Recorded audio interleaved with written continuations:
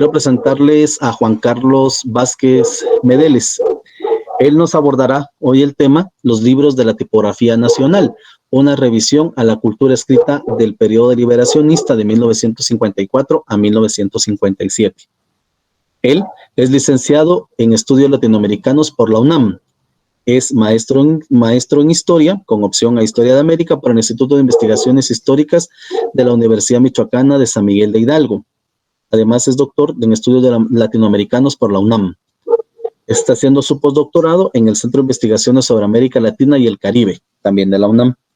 Sus líneas de investigación están orientadas a la historia reciente de Guatemala, el género testimonial de Centroamérica y las interpretaciones de los discursos visuales generados durante el conflicto armado. Entre sus más recientes publicaciones se encuentran los artículos La presencia guatemalteca en los congresos anticomunistas latinoamericanos y La reconfiguración del espacio en la migración forzada, un caso de transterritorialidad. Además se encuentra su libro de reciente publicación, Militantes clandestinos, la historia del Partido Guatemalteco del Trabajo, Partido Comunista PGT, PC, bajo el sello editorial de la Universidad Iberoamericana. Así que agradecemos muchísimo tu presencia, agradecemos el espacio que nos haces para poder compartir tus investigaciones y, bueno, esperamos aprender muchísimo y que el público aprenda. Entonces, el tiempo es tuyo. Muchísimas gracias por aceptar nuestra invitación. Pues muchas gracias a ustedes por la invitación. Es un placer, un gusto estar aquí con ustedes, ¿no? Aunque sea en estos momentos a la distancia de Guatemala, pero vamos a platicarles un poco de la última investigación que tengo, que está en curso. O sea, no es una investigación terminada, pero está ya muy avanzada, bueno, será un placer compartirla con ustedes, ¿no? Voy a hablarle de los libros de la tipografía nacional que se realizaron durante los años del 54 al 57. Esto a partir de una revisión a la cultura escrita, ¿no? de liberacionismo. Y bueno, pues esta cultura escrita que se generó en Guatemala después del ascenso al poder de los liberacionistas, respondió a los intereses políticos del nuevo gobierno encabezado por el coronel Carlos Castillo Armas. En este proceso, el papel que tuvieron la Secretaría de Divulgación, Cultura y Turismo de la Presidencia de la República y la Tipografía Nacional son altamente determinantes. Su infraestructura sirvió para fomentar publicaciones que iban enfocadas a consolidar el gobierno castillo-armista. Y estas fueron de diversa índole, ¿no? Por ejemplo, reproducción de discursos presidenciales, reportes gráficos, memorias de eventos oficiales y obras que pretendían explicar el pasado inmediato. Y asimismo también hubo publicaciones periódicas de este gobierno, ¿no? Para los liberacionistas, articular este proyecto iba enfocado a abrazar la voluntad colectiva que rechazaba el comunismo. Y se establecieron como estos liberacionistas como los dirigentes morales e ideológicos de la nación. En su proceso de consolidación de las estructuras que les permitieron regir en los años siguientes, configuraron estos materiales, ¿no? Para legitimar dicho proyecto y así domesticar a los grupos subsumidos. Desde la interpretación, ¿no? Y de la producción e interpretación de nuevos sentidos, valores y principios. Pues para analizar este conjunto de obras que voy a presentar, es necesario señalar qué es la tipografía nacional y su papel en el gobierno anterior. Establecer este rol que asumió en el régimen de Castillo Armas. En primer lugar, pues la tipografía se fundó a finales del siglo XIX, cuando el presidente José María Reina Barrios, ¿no? adquirió una pequeña imprenta para promover el desarrollo de su gobierno. Las siguientes administraciones conservaron este objetivo principal, ¿no? Que era la publicación de obras que comunicaran los logros y la política de su gestión. Además, fusión de literatura, ¿no? Tanto histórica como educativa. Ya en 1922 fue inaugurado por José María Orellana el edificio donde se instalaron los nuevos talleres de la tipografía. Hasta la actualidad permanecen ahí, ¿no? En la 18 calle entre séptima y octava avenida de la zona 1 de la capital guatemalteca, ¿no? Ya en los gobiernos revolucionarios, el impulso por la literatura cambió radicalmente, ¿no? O sea, no solamente fue este impulso por difundir los logros del gobierno, sino la literatura jugó un papel muy, muy importante, ¿no? En el caso de Arévalo, por ejemplo, él designó como director al maestro Luis Urraca, miembro del Partido Renovación Nacional, ¿no? Partido. Y 3 años después, ¿no? Con la vida bastante compulsa en la política, y a la par de una huelga de tipógrafos, terminó con este trabajo de Urraca y se decidió que el elemento muy, muy cercano al presidente, ¿no? El maestro Estrada Ricci, que también venía del Partido de Renovación Nacional.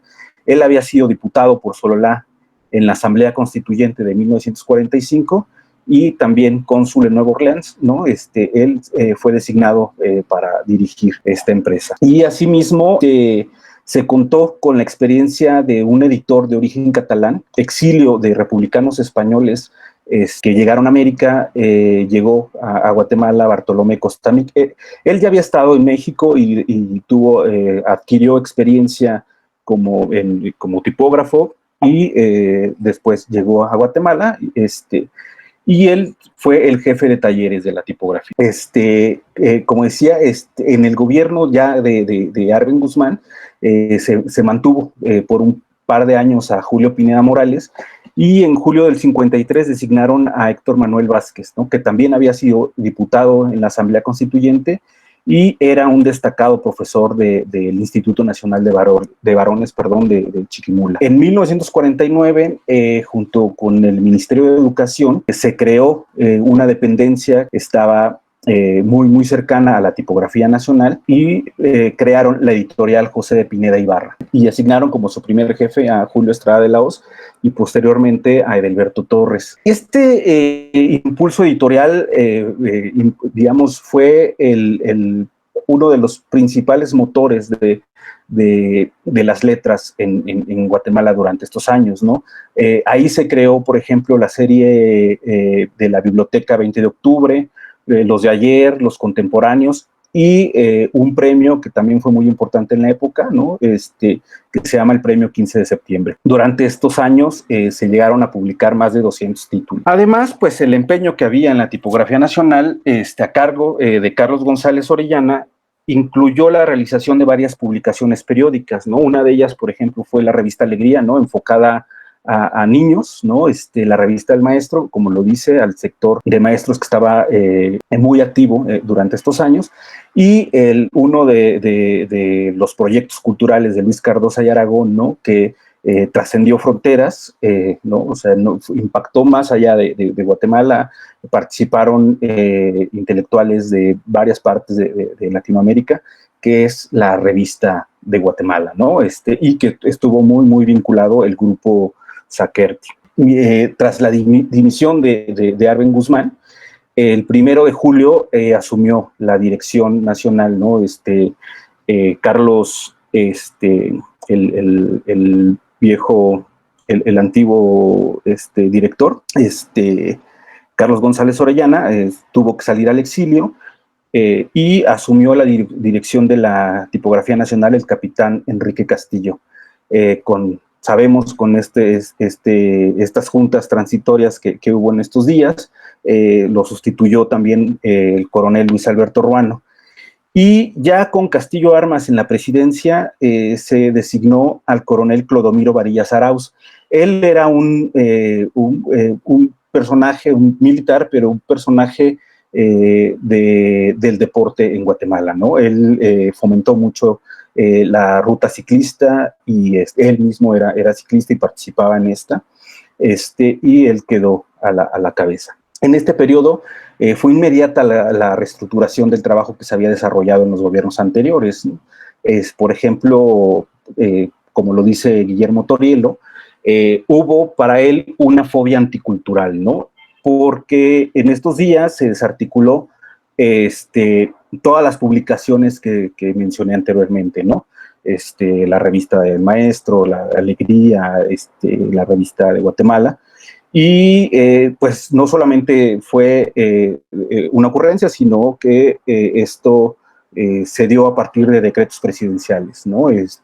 2 decretos presidenciales, el 100 y el 452, que prohibieron la reproducción de estas revistas. Y bueno, la nueva burocracia que quedó se adaptó rápidamente, ¿no? al funcionamiento de estos medios técnicos, y desde los primeros meses se imprimieron libros que ponderaron las acciones y la ideología de los liberacionistas. En este proceso de reestructuración del régimen desapareció la Secretaría de Propaganda y Divulgación de la Presidencia de la República. En ella habían fungido como secretarios el capitán Rodolfo González y posteriormente, a partir del 23 de julio del 54, o sea, menos de un mes de que asumieron el poder, designaron a Enrique Salazar Liekens. Enrique Salazar Liekens él había estado en un momento como subsecretario del Ministerio de Comunicaciones y Obras Públicas. Él era hijo de Enrique Salazar Gatica, que también, Enrique Salazar Gatica, había sido designado en la directiva del Crédito Hipotecario Nacional, ¿no? Donde desde ahí vamos viendo cómo estos grupos empiezan a apoderarse de las instituciones en Guatemala. Y su tío, Carlos Salazar Gatica, era el ministro de Relaciones Exteriores de Castillo Armas, ¿no? Y su abuelo, él viene de una familia, ¿no?, en la que su abuelo, Carlos Salazar Argúmedo, fue el canciller, ¿no?, el Ministerio de Relaciones Exteriores durante el gobierno de Ubico, ¿no? Entonces vamos viendo cómo están todos relacionados, ¿no?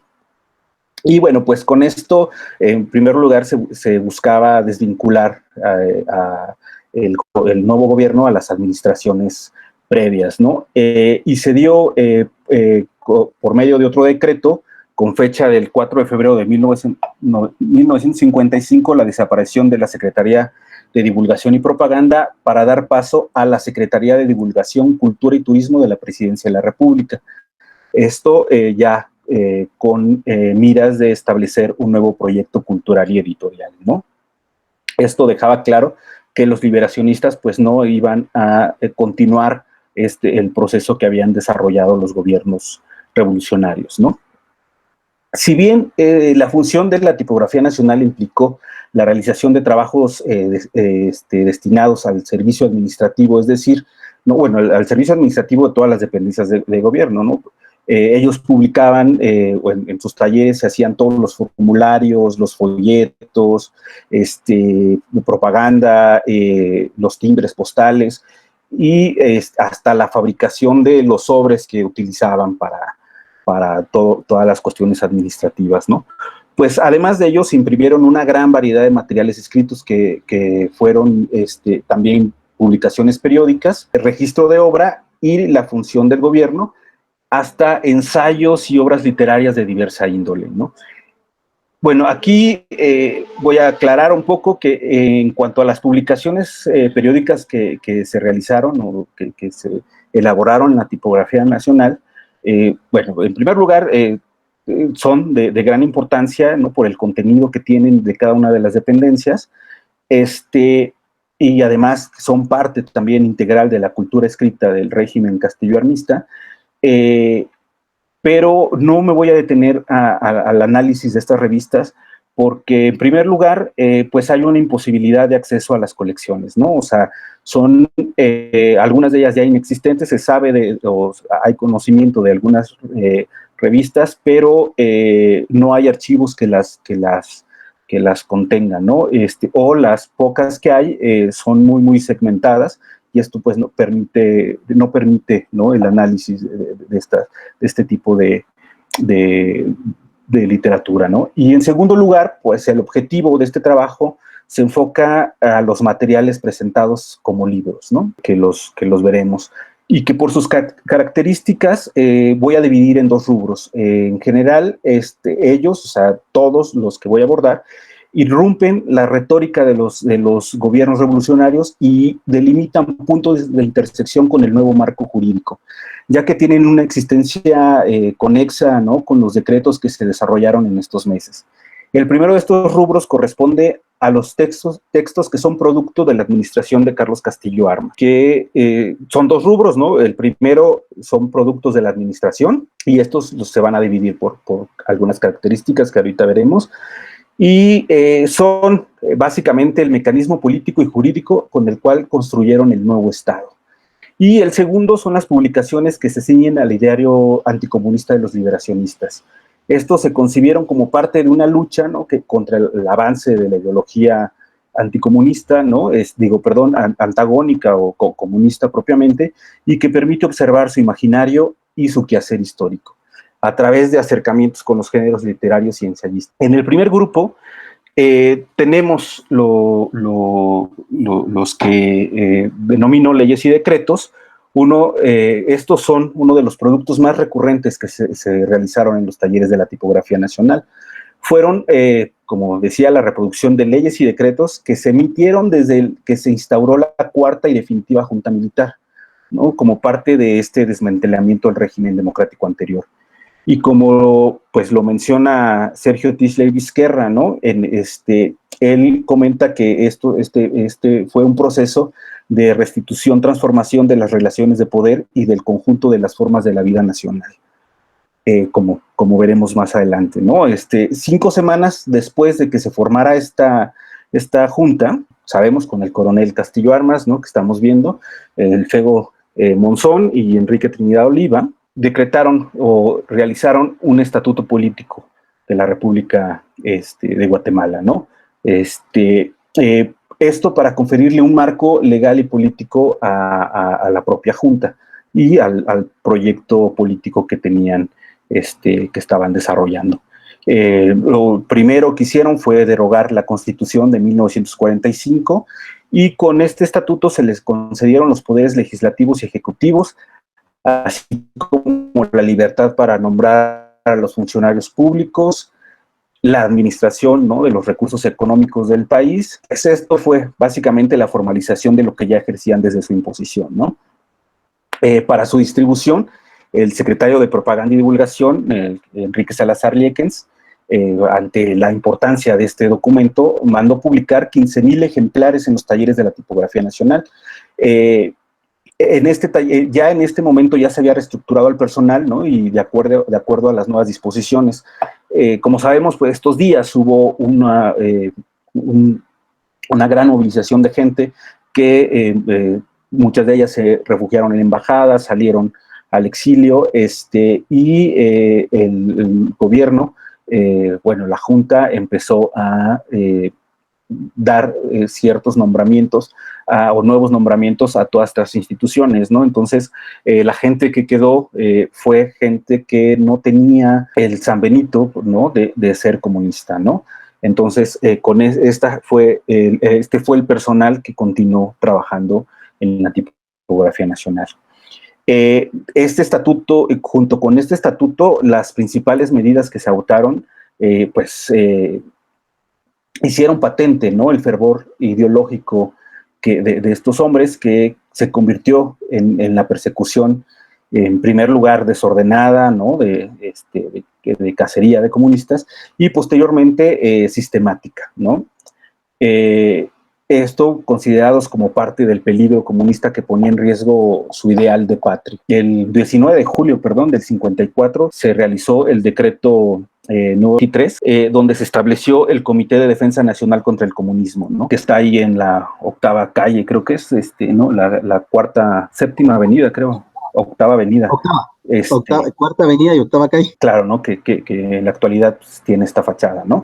Organismo que respondió también no solamente a las disposiciones del gobierno, sino que a las funciones que tenía la Agencia Central de Inteligencia, la CIA, de los Estados Unidos, a través de un programa conocido como PIB History, ¿no? El programa que sustituyó al PIB Success, para convertir al Comité de Defensa de la fuente de información auténtica para el continente, ¿no?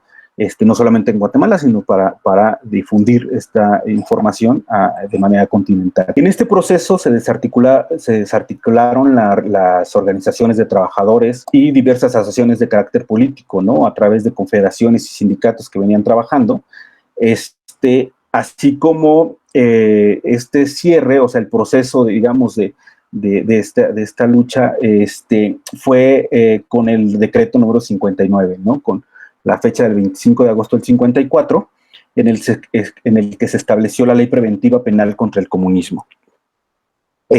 Como decía, el PIB Success, aquí este videíto, ¿no?, lo voy a poner sin sonido, pero podemos ver la visita de Nixon a Guatemala con Castillo Armas y Salazar Gatica, donde los cerros que se ven atrás, este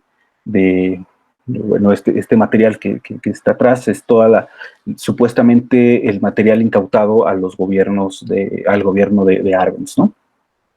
Esta ley que cerró, digamos, esta persecución fue la Ley Preventiva Penal contra el Comunismo, ¿no? En la que ya quedaba estrictamente prohibida esta doctrina, ¿no? Y las organizaciones que pudieran tener un acercamiento a ella.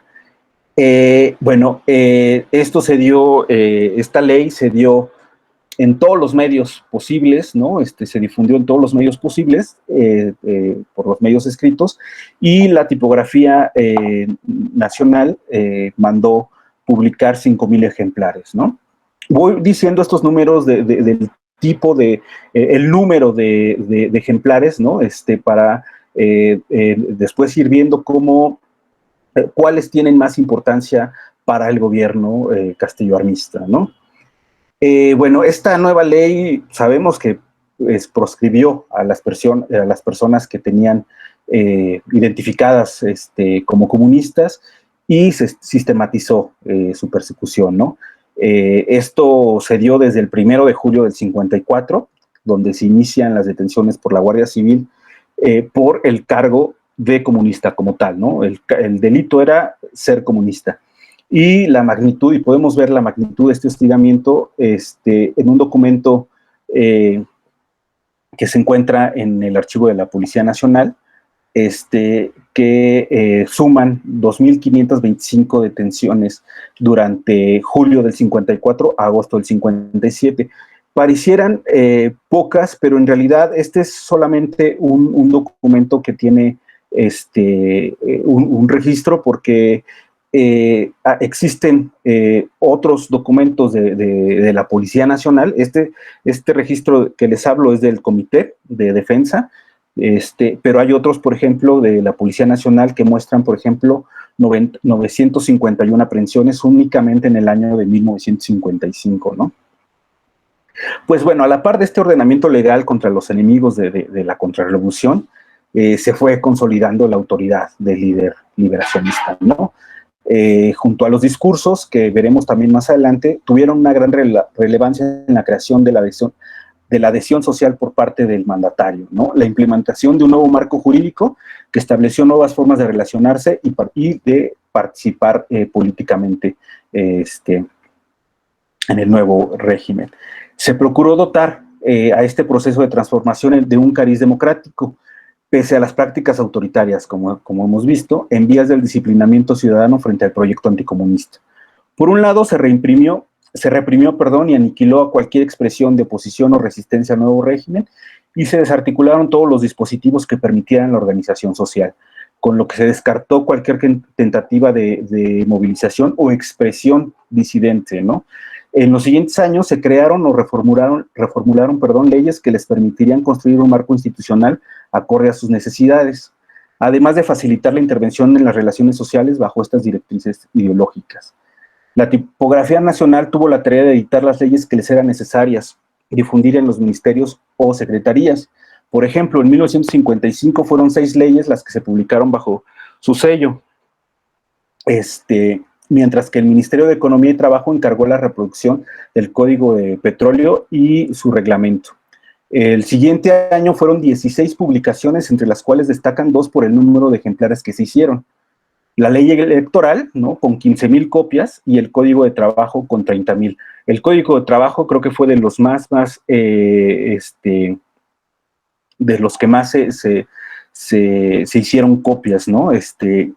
Y en 1957 se reprodujeron solamente 8 de ellos. Algunos de estas leyes y estos decretos, pues los vemos en esta tabla, ¿no? Además de los que ya mencioné, por ejemplo, en el 55 está la ley de inquilinato, la ley de marcas, ¿no? La ley de bancos, la ley orgánica de la Policía Nacional, ¿no? En el 56, entre las más importantes, la ley de orden público, sobre todo el estatuto agrario, ¿no? Y el código de minería. En el 57 se reimprime el Código de Petróleo, y por ejemplo, otro es el Código Municipal, ¿no? Bajo esa misma línea se encuentra la colección de un recopilador de leyes que se llama Roberto Azurdia Alfaro, que se encargó de recopilar, digamos, los decretos que iniciaron desde el 3 de julio de 1957 y que concluyen en el segundo trimestre de 1956. Esto se hizo en 7 tomos. No obstante, después de la muerte de Castillo Armas, Azurdia Alfaro continuó con esta publicación, con esta compilación de leyes, y sus obras se publicaron hasta los mediados de los años 80, ¿no? Todavía con el mandato de Vinicio Cerezo. Creo que son de las obras también más recurridas en Guatemala, ¿no? Además, esta labor se extendió no solamente a las que iniciaron en el 54, sino que también publicaron decretos y leyes de gobiernos anteriores. Bueno, el promedio del tiraje de cada uno de estos títulos fue de aproximadamente 2,000 ejemplares. Sin embargo, el tomo 7, que es el último, fue de manera excepcional porque se imprimieron 10,300 copias, ¿no? Y bueno, a este tipo de recopilaciones también hubo otras que hizo Ramiro Valdés, esto en 1956. En el ordenamiento de este marco político institucional de los contrarrevolucionarios, y después de varias maniobras, pues como sabemos, el 1 de septiembre hicieron renunciar, ¿no?, a la Junta de Gobierno, al coronel Monzón Aguirre y Oliva Quintana, para que Castillo Armas asumiera la presidencia, y esto pues se consolidó con un plebiscito el 10 de octubre, ¿no? Posteriormente, 19 días después, el 29 de octubre, se llamó una Asamblea Nacional Constituyente, y con esto se presentó un proyecto de constitución, de los cuales se produjeron 5,000 copias. El 6 de noviembre, dicha asamblea se realizó la ceremonia que dio la legitimidad y la legalidad, perdón, y la legitimidad también, ¿no?, al nuevo régimen. Y en febrero del 56 se aprobó la nueva constitución, que entró en vigor un mes después, ¿no? Por medio del Ministerio de Gobernación, 5 meses después, la Tipografía Nacional publicó 10,000 ejemplares de este documento, y al año siguiente 4,000 más. Como parte de esta categoría, también dentro de las constituciones, podemos encontrar la Constitución, de la República Federal de Centroamérica de 1884. ¿Esto por qué? El gobierno de Castillo Armas, uno de sus principales objetivos a nivel internacional y bueno, principalmente regional, era fomentar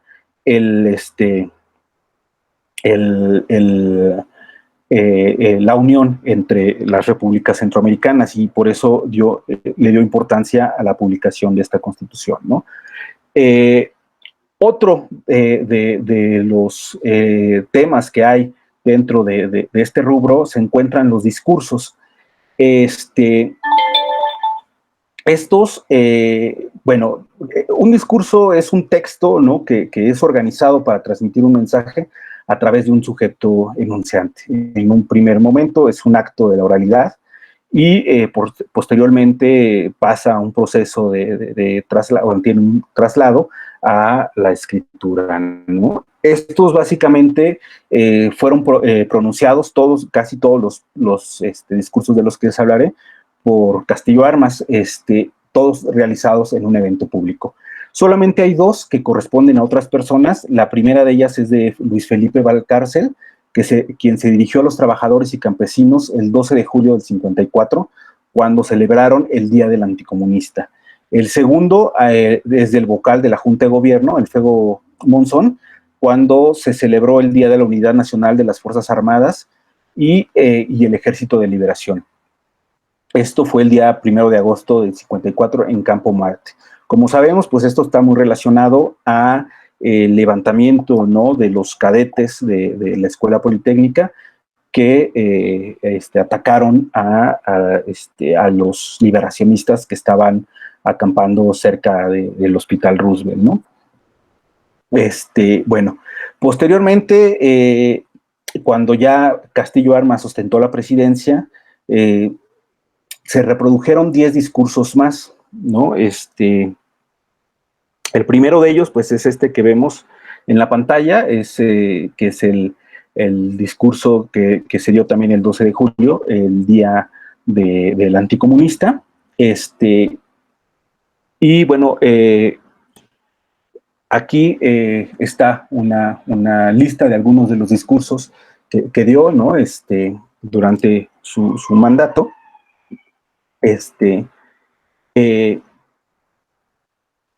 En los que,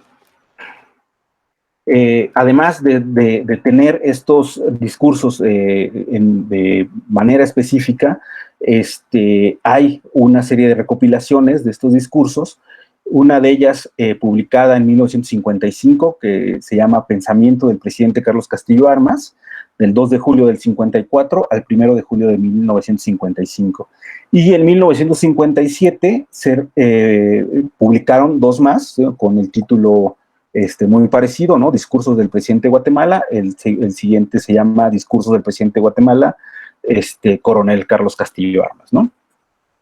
Bueno, si bien los mandatarios tienen una actividad pública constante, por lo que uno puede decir, claro, hay muchos discursos, es natural que haya la publicación en masa de estos, ¿no? Pues, pero al ser estos discursos difundidos por medios escritos, tienen una relevancia política inmediata, ¿no?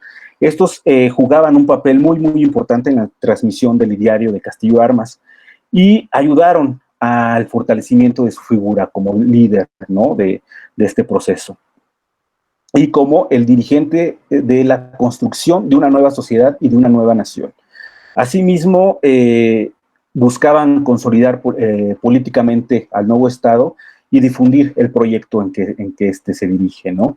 No solamente se delimitó como una antítesis del comunismo y sus representaciones, en este caso con el arbencismo, sino que también en estos discursos podemos ver la autorrepresentación ideológica, ¿no?, de líder, ¿no? Esto se ajustó siempre a una comunidad política que activó una esfera pública en un circuito en el que participaron los impresos de la tipografía nacional, en primer lugar, la reproducción de estas arengas en los diarios, ¿no?, que fue de suma importancia, y la opinión de diversos sectores a través de los medios de comunicación, ¿no? O sea, periodistas, intelectuales que hablaban constantemente en estos medios o que escribían en estos medios, ¿no? Y con ello, bueno, pues se buscaba dar legitimidad al régimen impuesto por los anticomunistas. Además de hacerlo también frente a sus ciudadanos, también buscó hacerlo, ¿no?, con sus similares a nivel internacional. Esto lo veremos en un momento, ¿no? Y bueno, en contraposición, nada más para poner de ejemplo, en contraposición con sus antecesores, en el caso de Jacobo Arbenz, ¿no?, pese a que él era un gran un escritor, ¿no?, prolífico, él solamente llegó a la decena de publicaciones, ¿no? Es decir, en sus 5 años, ¿no?, 6 años, perdón, solamente hubo 10 discursos que se publicaron por la tipografía nacional. Y en el caso de Arbenz Guzmán fueron 11, ¿no?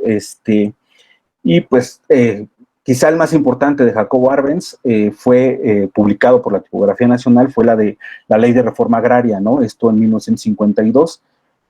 Y pues los más conocidos, que no fueron publicados, pero que son los discursos más conocidos de Jacobo Arbenz, es el realizado el 19 de julio del 54, cuando anunciaba la invasión desde Honduras, y el tristemente famoso discurso de renuncia que se dio el 27 de junio del mismo año, ¿no? Esto pues ya no alcanzó a que la tipografía nacional lo pudiera tener dentro de sus publicaciones. Y el tiraje de estos discursos realizados por Castillo Armas osciló entre 1,000 y 5,000 ejemplares, lo que nos puede dar un indicio de cuáles pudieron tener mayor relevancia, ¿no? Si bien estos están concebidos para sus conciudadanos, este acto del habla tiene propósitos muy, muy específicos para el público receptor inmediato. Y sobre todo el estrado en el que se realiza dicho acto. Y además los recursos lingüísticos dentro de este marco ideológico y el tono de voz que se usa, ¿no? Para agudizar la intención del mensaje que se está dando. En este sentido, por ejemplo, el discurso que se pronunció el 9 de octubre del 54, próximo a los comicios electorales para formar la Asamblea Constituyente, y el ofrecido el 1 de junio del 55 al cuerpo diplomático en Guatemala, o el de conmemoración del tercer aniversario del triunfo liberacionista, fueron los que llegaron a tener el tiraje más alto, es decir, 5,000 copias, ¿no? Podemos ver que esto tenía una importancia relevante para Castillo Armas porque, pues, en primer lugar, corresponden a la regulación de su proyecto político, ¿no? La Asamblea Constituyente, la búsqueda de reconocimiento externo, ¿no? A través de un acto protocolario. Recordemos que Guatemala había renunciado tanto a la ODECA, ¿no? A la Organización de Estados Centroamericanos, y tenía una crisis política con la Organización de Estados Americanos. Entonces, para él era muy importante retomar estas reuniones y ser partícipe de ellas, ¿no? Y por el otro lado, dar un énfasis a un proyecto contrarrevolucionario. Esto ya, el último, pues a escasas semanas de morir asesinado, ¿no? El siguiente, dentro de este rubro, los siguientes textos son los planes, informes y memorias, ¿no? Que esto, frente a estas regulaciones de las que les venía hablando y los discursos presidenciales, estaban dirigidos a consumar la nueva estructura del poder político, ¿no? Entre ellos se encuentra la planificación económica del nuevo régimen.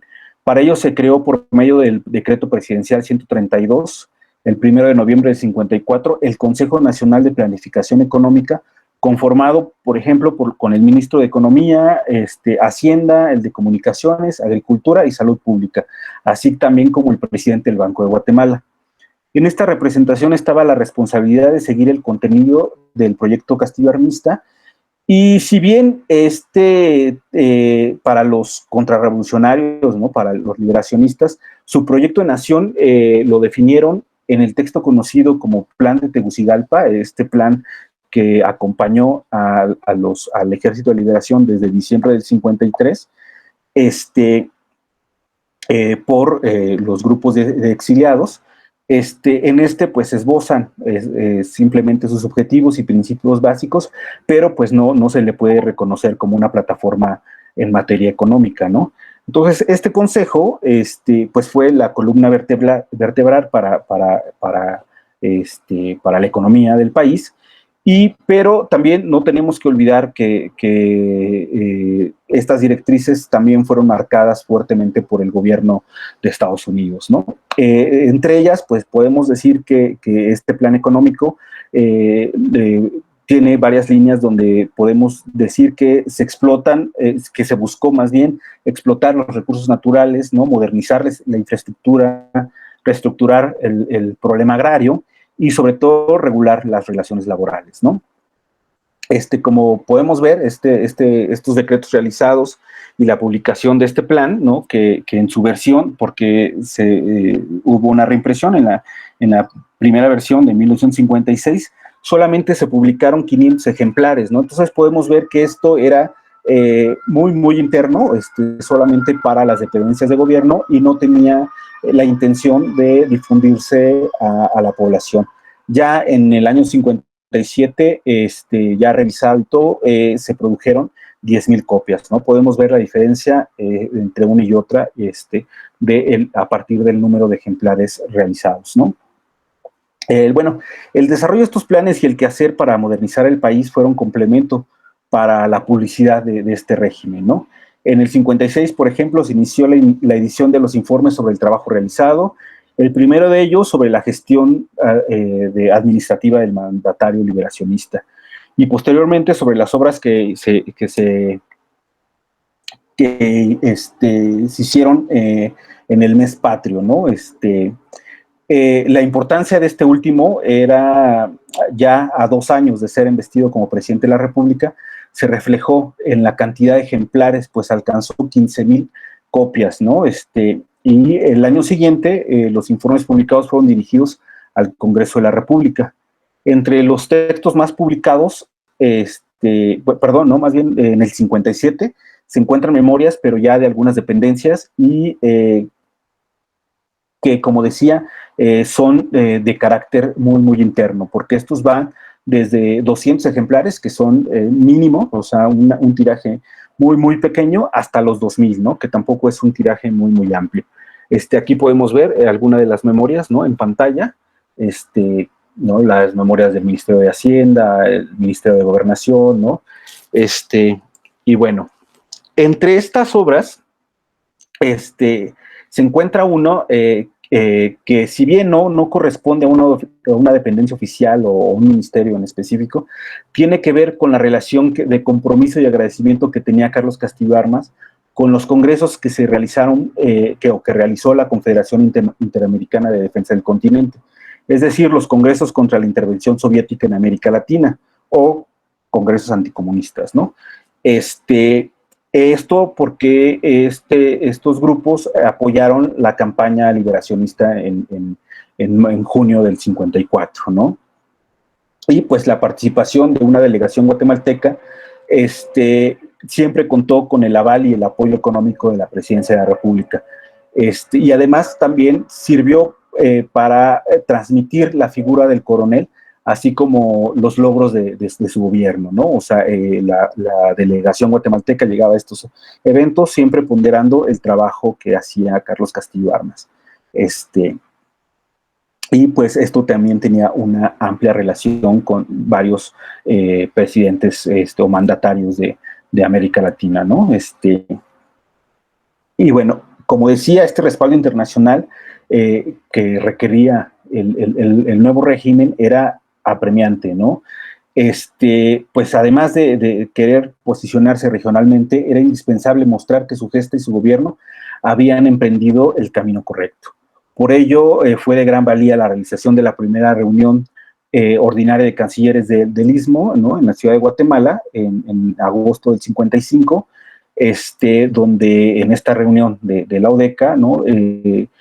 Castillo Armas retomó los intereses, como les decía, unionistas de los países miembros, ratificó su lucha contra el comunismo y por medio de estas resoluciones se perfiló la defensa de la democracia y la prohibición de cualquier actividad de corte comunista, pero principalmente promoviendo el intercambio de información entre los gobiernos participantes para combatir cualquier indicio de la presencia comunista en la región, ¿no? Y bueno, tanto las ponencias, la importancia de este evento para el gobierno de Castillo Armas llevó a que las ponencias y los debates de estas sesiones, así como el acta final del evento, fueran publicadas por la Tipografía Nacional, ¿no? Y repartida en los diferentes, a los diferentes países de la región.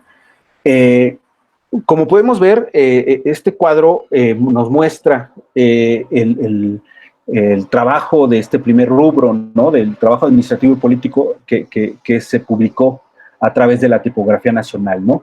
Podemos ver que las leyes, por ejemplo, hubo 32 publicaciones de leyes, ¿no?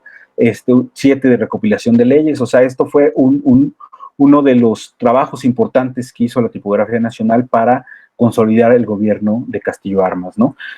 Otro de los más importantes, pues, fueron los discursos, como aquí vemos, ¿no? Pues aquí es una pequeña gráfica, ¿no? Donde muestra la gran diferencia entre algunos y otros de publicaciones. En el segundo rubro, eh, que está muy, muy ligado a la propaganda. El primero lo voy a poner como el ensayo, que son obras de ensayo, crítica y monografías, ¿no? Como vemos en este video, el Plan PV History, ¿no? A través de la CIA, llevó una labor muy, muy grande, ¿no? En Guatemala, para promocionar o para difundir el logro, ¿no? La derrota al gobierno de Arbenz, ¿no? La derrota para ellos del comunismo y la implementación de un nuevo gobierno que combatía esta doctrina, ¿no? en América, y todo el impacto que causaba en la población y el apoyo que tenía este nuevo gobierno, ¿no?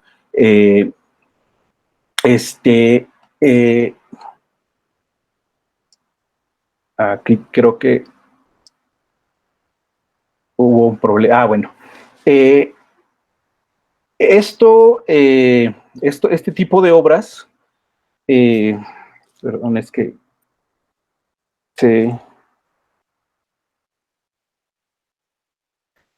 bueno, este tipo de obras tienen, o sea, las abordo a partir de algunas hipótesis, ¿no? La primera de ellas, todos estos textos de los que les voy a hablar ahora, en primer lugar, son parte de la configuración del discurso histórico autorreferencial, ¿no? Desde la ideología anticomunista, y tuvo 4 líneas temáticas, ¿no? La primera de ellas es demostrar que los gobiernos de los expresidentes Juan José Arévalo Bermejo y Jacobo Arbenz Guzmán eran comunistas. Este es el primer objetivo de estos libros. El segundo es mostrar que el comunismo en Guatemala era parte de una conjura internacional y del Partido Guatemalteco del Trabajo, así como su infiltración en el gobierno y que facilitó el PGT la difusión de esta doctrina en el país, ¿no? El tercero es que el comunismo cometió crímenes de lesa humanidad y genocidio, lo cual llevó a Guatemala al colapso, ¿no?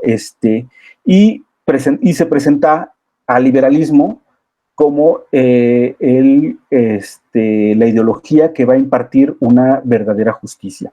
Y el último es que el coronel Carlos Castillo Armas y el Ejército de Liberación Nacional salvaron a Guatemala y su nuevo proyecto de nación construirá una democracia acorde a las condiciones del país.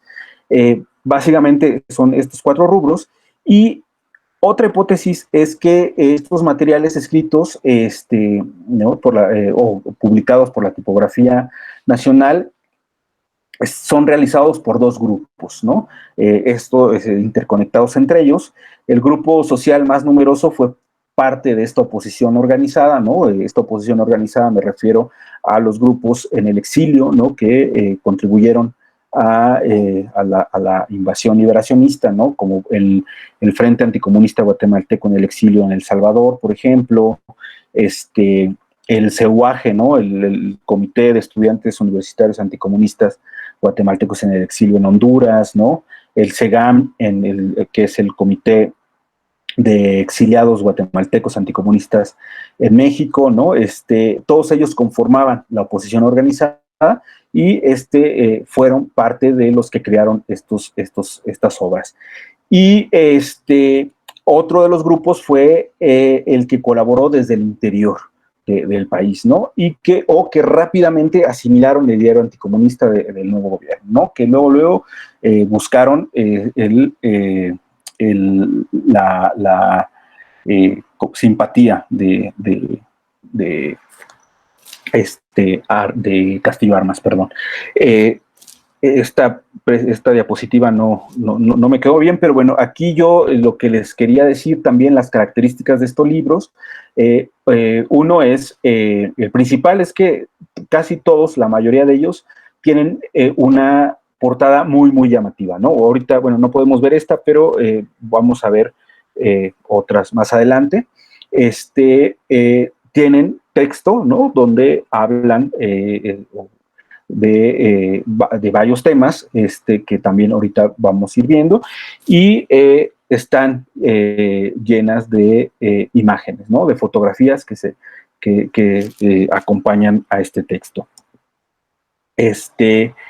Como vemos aquí, ¿no? Los temas, y siempre van respaldadas por la Secretaría de Divulgación y Propaganda o después la Secretaría de Divulgación, Turismo y Cultura, ¿no? De la Presidencia de la República. Este respaldo, además, no era solamente para el interior, sino que, como podemos ver aquí, esta distribución era a diferentes partes de América Latina. En este documento, por ejemplo, es enviado material al periódico El Norte en la ciudad de Monterrey, en México, por Enrique Salazar Liekens, ¿no? O los mismos informes de la CIA, ¿no? Nos comentan que la propaganda, el Ministerio de Propaganda, es decir, Enrique Salazar Liekens, era muy cooperativo y ayudaba a transmitir todo este proyecto del PB History y a la par de todas estas obras que le estoy presentando, ¿no? En 1954 encontramos, por ejemplo, la primera de ellas es de Jorge del Valle Matthew, ¿no? Que se llama Un pueblo que se redime. Textos como Después supimos la verdad, La barbarie comunista en Guatemala, La intriga roja en Guatemala, ¿no? Y este texto que tiene, es muy, muy interesante, ¿no? Que se llama Genocidio sobre Guatemala, con un subtítulo larguísimo, una exposición del monstruoso crimen cometido contra el pueblo de Guatemala durante los últimos días del gobierno comunista, presidido por Jacobo Arbenz, derrotado por la conciencia nacional y gracias al Ejército de Liberación comandado por el coronel Carlos Castillo Armas.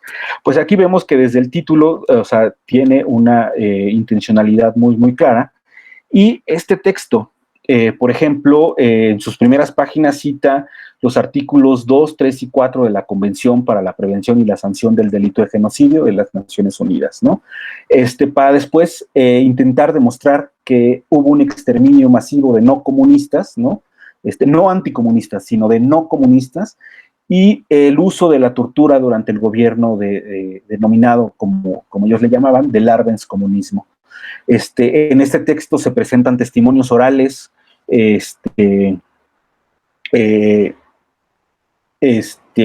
notas periodísticas, así como un amplio corpus de fotografías de víctimas, ¿no? Recortes de periódico, victimarios y cadáveres de exhumaciones, ¿no? Por ejemplo, ¿no? Aquí vemos víctimas, ¿no? Uno de sus mártires, que es Cosme Viscovich Palomo, que murió en la invasión liberacionista. Inmediatamente lo convirtieron en mártir y aquí lo saca, ¿no? Donde pues ellos glorifican estos nombres. Además, como les decía, fotografías como esta, como las torturas, ¿no? Está esta imagen, espero que la tengan en mente también, ahorita vamos a hablar de ella. Más torturas, ¿no? Así como cadáveres, ¿no? Exhumados, ¿no? Aquí son grotescas las imágenes, pero hay un gran número de imágenes de este tipo, y bueno, hay exhumaciones, ¿no? De estos cuerpos, y básicamente los victimarios son dos que ellos acusan. Uno es el jefe de la Guardia Civil, el coronel Rogelio Cruzwer, y el jefe de la Policía Judicial, el coronel Jaime Rosenberg Rivera, ¿no? Que bueno, vale puntualizar que, por ejemplo, Rogelio Cruzwer lo menciona Carlos Sabino como el padre de Rogelia Cruz, y no tiene nada que ver, ¿no? Para los que les gusta ese tipo de literatura. Nada más un comentario, ¿no? Como les decía, estas torturas fue uno de los temas que más explotaron, ¿no? En muchos de sus textos. Aquí vemos que está este hombre ahí y que muchas de estas fotografías son sacadas de las imágenes que realizaron los miembros de la CIA en el país, ¿no? En este pequeño video podemos ver, ¿no? Un nombre grabado y que de ahí son extraídas estas imágenes, ¿no? Como aquí podemos ver. Bueno, en el 55 ya tenemos tres obras, ¿no? El Calvario de Guatemala, Tierra y Liberación para el Campesino, y el Libro Blanco de Arvin Guzmán, ¿no? El Calvario de Guatemala, otra vez se montó la imagen, ¿no? Voy a salirme tantito para a ver si la pueden ver. Bueno, esta es la portada del Calvario de Guatemala. Como veamos, estas imágenes que voy a ir pasando, sí se ve la presentación, ¿verdad? Sí se mira. Como vemos, son las mismas imágenes prácticamente que se están utilizando en las diversas publicaciones. Aquí está la de la tortura, está la de Cosme Viscovich, por ejemplo, la de las torturas, es exactamente la misma fotografía, ¿no? Como vemos, las fotografías son las mismas. Además en este texto del Calvario de Guatemala existen la recopilación, ¿no? Las fotografías de todas estas obras, de toda esta literatura y propaganda que fueron recogidas al gobierno de Arbenz por parte de la CIA, y que aquí podemos ver el intercambio que había constante con el gobierno de Castillo Armas, ¿no? Pero que no. En el 56 se produjeron 4 de este tipo de obras. Así se gestó la liberación, Organización y Desarrollo de la Comunidad por el Bienestar Social, Guatemala, lo que opina América sobre el país de la eterna primavera, Historia de un golpe rojo, ¿no? Y bueno, aquí voy a hablar brevemente. Me gustaría hablar de muchos de estos libros o de todos, pero por el tiempo y todo, pues me llevaría demasiado. Voy a hacer líneas generales, ¿no? O sea, aquí, como les comentaba, siempre son portadas muy, muy llamativas, ¿no? Contundentes. Y en este caso hay dos portadas, ¿no? En la que podemos ver que también estas obras se realizaron con 2 sentidos, ¿no? Uno, para la distribución así general, ¿no? De la población, y obras con pasta dura o textos ya, libro con pasta dura, con una marca de fuego, creo que se le llama, ahorita se me fue el nombre, creo que sí es marca de fuego, en pasta dura, con una portada muy, ¿cómo decirlo? También de lujo, ¿no? Y que esto se daba ya a un número de personas muy, muy específico para conservar este texto. Todas estas obras alcanzaron el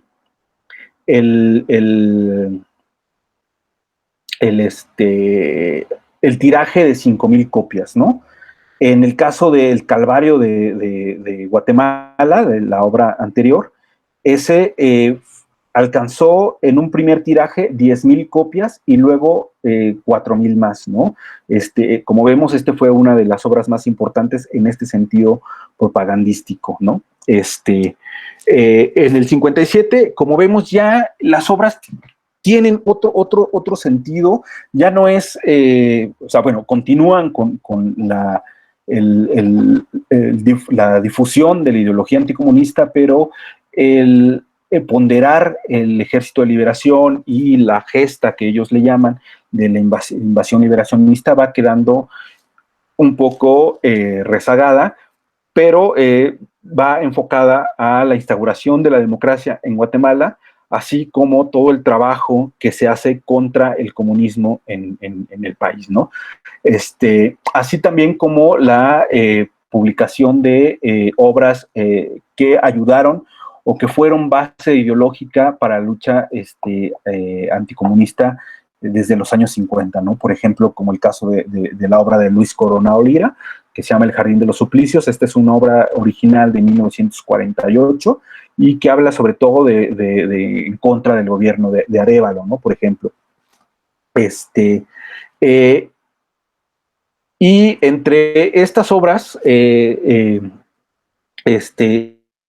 unas que no se realizaron precisamente durante la gestión de Castillo Armas, pero que las pongo porque son parte de esta ideología y de este proyecto que se llama Guatemala y su dolor, que es una recopilación de cartas que se leyeron en los funerales de Castillo Armas, así como una variedad de fotografías que retratan el momento, ¿no? de su entierro. Y el último de estos textos con el cual se cierran todo este tipo de obras es el que se conoce como Mesas Redondas, distribuido por la publicación del Ministerio de Educación.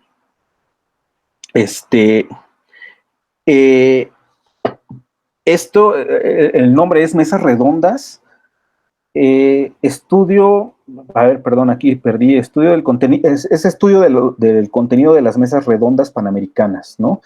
En esta obra, si bien, como les decía, se publicó ya la muerte de Castillo Armas, nos muestra todavía el impacto que tenía en el gobierno guatemalteco antes de Idígoras Fuentes, donde el ministro de Economía hace un prólogo en el que señala que el discurso que está ahí y es la última reunión que tuvo Castillo Armas con una dependencia de gobierno a escasos días de su fallecimiento, ¿no? De su asesinato. Donde vemos todavía que se busca estar muy cercano a la figura de este hombre en un momento de transición política en el país, ¿no? Los siguientes textos, dentro de este rubro también, se encuentra lo que denomino como narrativa, ¿no? Así son 7 textos que, como les decía, ya no son todos sobre liberacionismo, pero hay 2 de ellos de gran importancia para este periodo y para la ideología del liberacionismo y que posteriormente se convirtió en lo que sabemos como el Movimiento de Liberación Nacional, ¿no? El partido político. Estos 2 textos son las letras de liberación. Regularmente se habla, quienes trabajan esta obra siempre refieren a este texto, pero solamente al tomo 1, ¿no? Este texto hubo 2 tomos, ¿no? Por el impacto que tuvo. Este texto está conformado por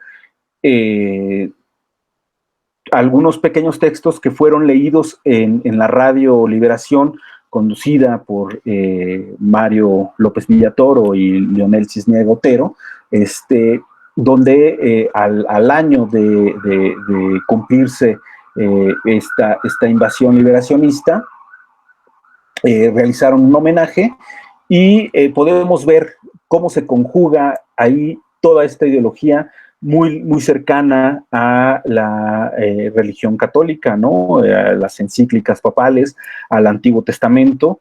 Y en el segundo texto se pondera la labor de algunos de sus mártires o de algunos personajes, ¿no? Como decía Cosme Viscovich, entre algunos otros, o gestas que ellos le llaman, ¿no? Como las de Arturo Taracena de la Cerda y algunos otros, ¿no? Pero esto de manera lírica bajo la pluma de José Calderón Salazar, ¿no? El principal ideólogo del liberacionismo de estos años, ¿no? Y el último rubro dentro de este conjunto de la propaganda es el gráfico, ¿no? Así como, si bien los otros textos tienen un gran corpus de de fotografías, pero siempre van acompañadas de un texto. En este caso, la fotografía acompaña el texto o solamente es ilustrativa. En este caso, este tipo de textos, ¿no? Como vemos, hay una gran cantidad de,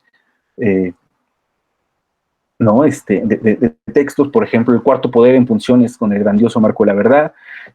Bueno, como ven, también títulos muy, muy largos, ¿no? Pero que nos dan bastante información del tipo de información que nos quieren dar a conocer, ¿no? Entre estos, por ejemplo, están estos documentos que son muy, muy ilustrativos en el sentido de que podemos ver y podemos respondernos por qué, así como les mostraba que las fotografías eran recurrentes en los diferentes textos, ¿no? En los ensayos o en las monografías que hicieron estos liberacionistas, uno nos pregunta, no solamente fueron distribuidas por la CIA o por qué son tan recurrentes. Estos documentos son unas cartillas que contienen aproximadamente 20, 30 postales, donde la primera cara es la fotografía, y en la parte de atrás viene un texto, y viene una indicación por parte de la Secretaría de Propaganda y Divulgación de la Presidencia, que es que a todas personas que tengan estos documentos, que por favor los distribuyan y que son libres de reproducirlos por cualquier medio, ¿no? O sea, aquí vienen todo el corpus de fotografías, ¿no? Que se reprodujeron en los libros y que se difundieron en otros países del continente, ¿no? Está, por ejemplo, que les decía, documentos, está, ¿no? El Cuarto Poder en funciones, ¿no? Que refiere a la prensa. Está, por ejemplo, este tipo de textos que se llaman Tres Mentiras Comunistas. Esto es más como tipo folleto, ¿no? Pero donde ponderan la imagen. Como vemos también son fotografías muy, muy repetidas. Y bueno, hay otro tipo de textos dentro de esta gráfica, ¿no? Que se llama Dos Pueblos Amigos, ¿no? Que es la visita de Castillo Armas a Estados Unidos, y por medio de fotografías nos narra toda esta reunión diplomática y una reunión también de agradecimiento tanto al presidente estadounidense como al pueblo de ese país, ¿no? Por el apoyo que tuvo para poder derrocar a Jacob Arbenz y vencer al comunismo, ¿no? Otros textos ya que también no quiero dejarlos de lado, pero que no corresponden ya a todo esto que les hablé, son libros de historia, ¿no? Son pocos a comparación de la cantidad de decretos, discursos y monografías. O sea, hay textos de historia, ¿no? Historia del siglo XIX, ¿no? Y también, ¿no? Por ejemplo, Tecunumán, ¿no? Héroe nacional de Guatemala. Y algunos de ellos también son, ¿cómo se dice? Se me fue la palabra, perdón, reediciones de algunos textos que ya se habían reproducido, ¿no? Aquí pongo una gráfica del total de estas obras, ¿no? Por ejemplo, tenemos que entre leyes y decretos hay 44, ¿no? Discursos 18, entre estos de ensayo, crítica, ¿no? Y monografías hay 25, de narrativa hay 6, ¿no? Y vemos los de historia, pues es un número muy, muy pequeño, ¿no? Y bueno, ya para cerrar, quiero decir que todo este grupo toda esta literatura publicada por la Tipografía Nacional bajo este proyecto fue acompañado de obras realizadas por extranjeros, ¿no? Por no guatemaltecos, y difundidos ampliamente en el continente, ¿no? Algunas de estas obras son estas, no son realizadas en la Tipografía Nacional, pero son parte de este gran proyecto realizado por los liberacionistas y por la CIA, ¿no? Y bueno, pues creo que por aquí es todo. Solamente me quedaría agregar que esto tiene una continuidad hasta la actualidad, ¿no? Y para que podamos ver los textos que nacen en esta época, como por ejemplo el más reciente y difundido ampliamente por, por la Universidad Francisco Marroquín, ¿no? Que es el texto Tiempos Recios de Vargas Llosa, ¿no? Que parecen discordantes, pero que en realidad tienen puntos de intersección muy, muy, muy cercanos, y que tienen una raíz en estos años. Pues bueno, agradezco su atención y quedo, pues aquí atento a algunas de sus preguntas, inquietudes, comentarios que tengan. Juan Carlos, agradecemos muchísimo tu exposición. Es una exposición, sin lugar a dudas, que nos presenta una disposición distinta de la historia y de la historiografía contemporánea. Agradecemos entonces tu presentación y tu magistral ponencia. Oscar Montenegro nos pregunta, ¿dónde se puede consultar todos estos textos? Algunos como que se han perdido a través del tiempo.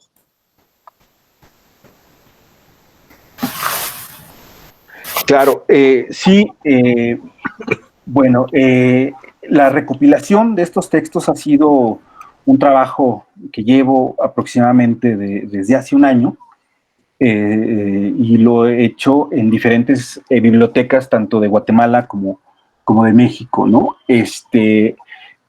No hay un lugar que contenga todas estas obras, toda esta colección. Son segmentadas, y bueno, básicamente en Guatemala, en México, están en diferentes bibliotecas de la UNAM, o sea, he ido rastreando uno por uno, así como bibliotecas del Colegio de México, o la biblioteca del Colegio de México, la biblioteca del Instituto Mora, ¿no? Y en el caso de Guatemala, hay, bueno, primero pues, un centro de investigaciones que queda en Antigua Guatemala, ¿no? CIRMA, todos lo conocemos, el Centro de Investigaciones Regionales de Mesoamérica. Ahí hay una colección amplia, no están todos, pero podemos encontrar, no solamente en su biblioteca, sino en el mismo archivo histórico. Algunos no están en la biblioteca y están resguardados en el archivo histórico, en las colecciones de Arturo Taracena de la Cerda, y de su pariente, ahorita se me olvidó el apellido, en estas dos colecciones, ¿no? De Taracena la familia Flores. Taracena, se encuentra Taracena Flores, perdón, sí, exactamente, se encuentran algunos de estos libros, y también un gran número de ellos se encuentra en la Biblioteca de la Tipografía Nacional, ¿no? Visítenla, o sea, muchos de estos libros están en muy, muy malas condiciones. Algunos se conservan muy bien, pero hay otros que están en muy, muy malas condiciones. Creo que se tendría que hacer un resguardo de algunos de ellos o digitalizarlos, porque sería una lástima que se perdieran, ¿no? Yo hablo por ejemplo, de las leyes y decretos, son de los que yo he podido encontrar. Pero creo que hay más, ¿no? Pero que desgraciadamente no he podido encontrarlos como publicación de la tipografía. Y donde no he podido ir, pero que sí he rastreado, también, y se encuentra un gran número, es tanto en la Universidad de San Carlos, en su biblioteca, como en la biblioteca de la Universidad Francisco Marroquín, ¿no? Recordemos que ellos pues tienen parte de su ideología, ¿no? El resguardo de ella, y contienen un gran número de estos textos, ¿no? Y básicamente esa es la forma en la que yo los he podido rastrear. Desgraciadamente no hay un lugar donde estén todos juntos, ¿no? Muchísimas gracias. Pregunta Ana Cofiño. Sí. ¿De qué trata el libro blanco de Jacobo Arbenz Guzmán? El libro blanco de Jacobo Arbenz, es muy interesante esto del libro blanco, porque hay un libro blanco de Jacobo Arbenz que habla sobre las relaciones o más bien no las relaciones, sino el conflicto que se tiene con Belice, ¿no? Por el territorio de Belice. Y en el caso del libro blanco, yo de este sí solamente he tenido algunos fragmentos, no he podido tenerlo en su totalidad, por lo mismo que les comentaba, pero habla sobre ¿cómo decirlo? Busca demostrar que Jacobo Arbenz es comunista, ¿no? Estos libros blancos se repiten, muchos de estos libros repiten sus textos y repiten sus fotografías, y quiero comentar aquí, ¿no? Que, por ejemplo, uno de los libros que no es guatemalteco, ¿no? Que es de estos congresos anticomunistas, que se conoce como el Libro Negro del comunismo en Guatemala, en realidad su primer nombre o el documento original se llamaba el Libro Blanco de la Oposición Organizada, ¿no? Entonces tenían este nombre y posteriormente se lo cambian al Libro Negro para que tenga más impacto, ¿no? en el lector. En el caso de Jacobo Arbenz, no llegan a ese punto de hacer ese cambio, pero lo que buscan es demostrar, como la mayoría de estos textos, es que él es comunista, ¿no? Perfecto. Tenemos un comentario de Héctor Quesada. Héctor Quesada dice, la intención entonces de este corpus era distribuir la historia de las reformas y conquistas democráticas de los gobiernos revolucionarios. Sí, o sea, a ver, el proyecto de los liberacionistas y anticomunistas, ¿no? Porque a veces no son lo mismo, ¿no? Pero en el caso de los liberacionistas, se habla, quienes estudian esta época o comentan sobre esta época, muchas veces señalan a los anticomunistas como bárbaros, ¿no? En la actualidad se sigue anticomunista, es sinónimo de bárbaro, ¿no? Yo aquí lo que también quiero demostrar es que tienen un proyecto político muy, muy claro, muy, muy bien definido, acompañado por una gran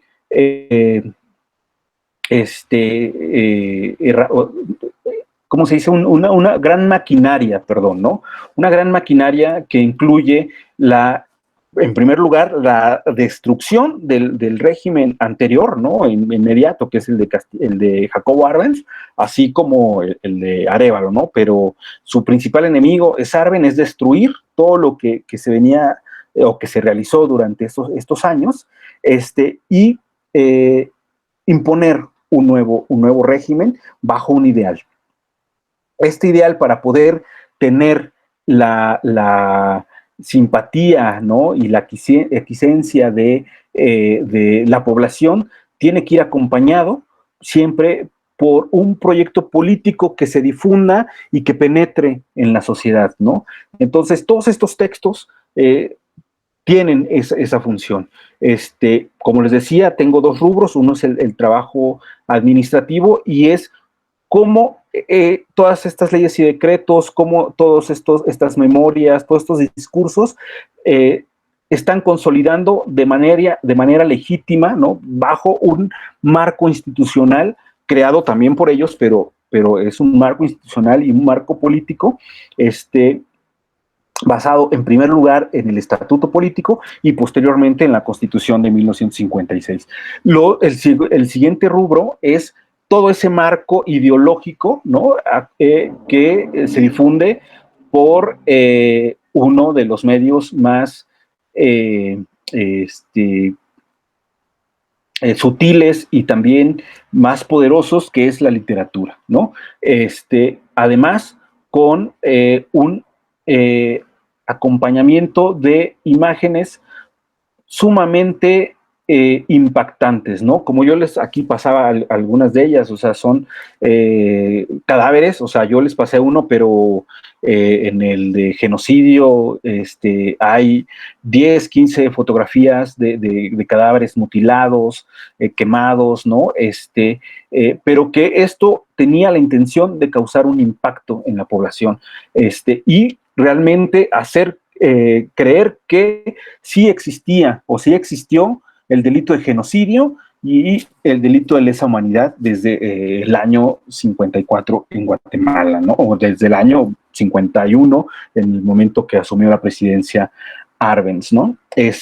Hay otros textos, como les decía, me gustaría hablar de más, pero hay otro texto realizado por Mario Efraín Nájera, que era el embajador de Guatemala en México, y que fue el encargado de buscar la extradición tanto de Rosenberg como de Kreuzberg, ¿no? Y que esto llevó a una crisis diplomática, si de por sí ya estaba tensa por la cuestión de los exiliados,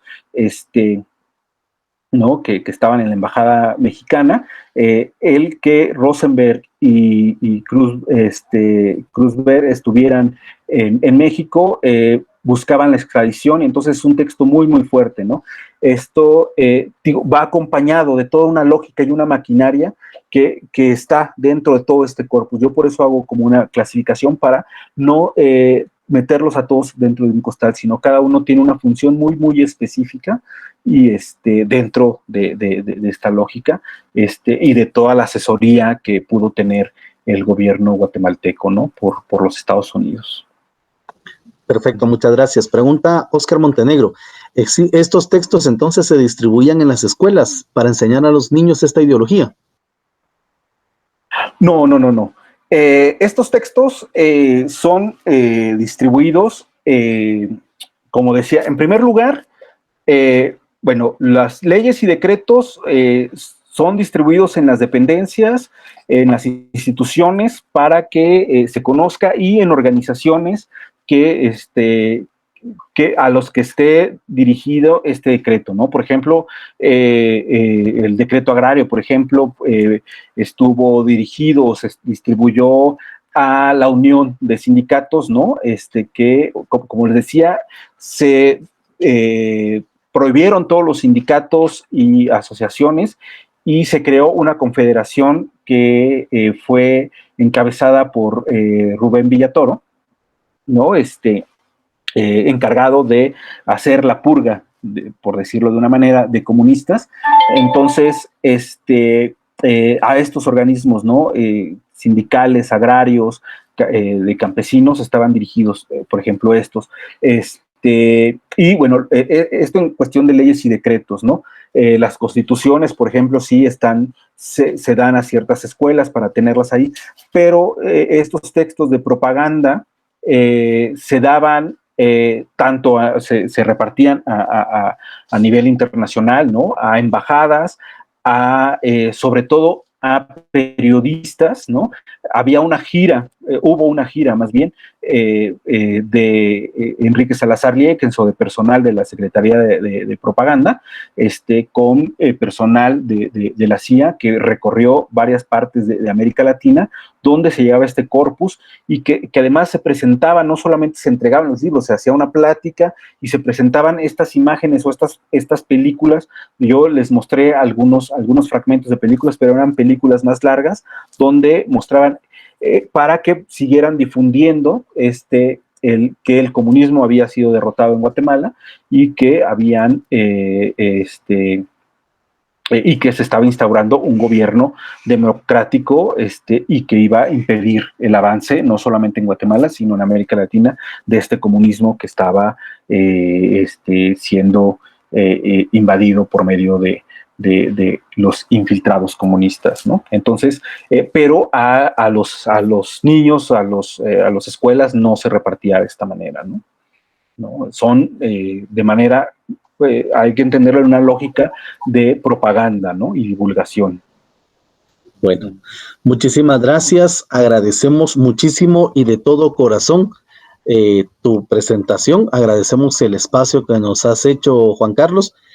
Creo que tenemos que aprender muchísimo de tu trabajo. Esperamos la publicación de esta investigación que estés realizando y bueno, te agradecemos muchísimo la presentación. No sé si te quieres despedir de nuestro público.